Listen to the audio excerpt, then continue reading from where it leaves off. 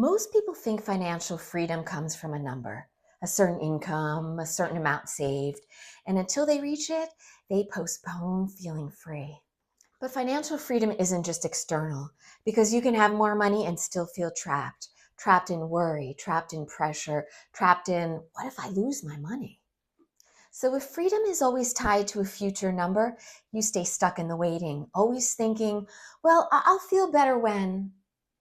What if freedom starts the moment you stop relating to money as a constant problem?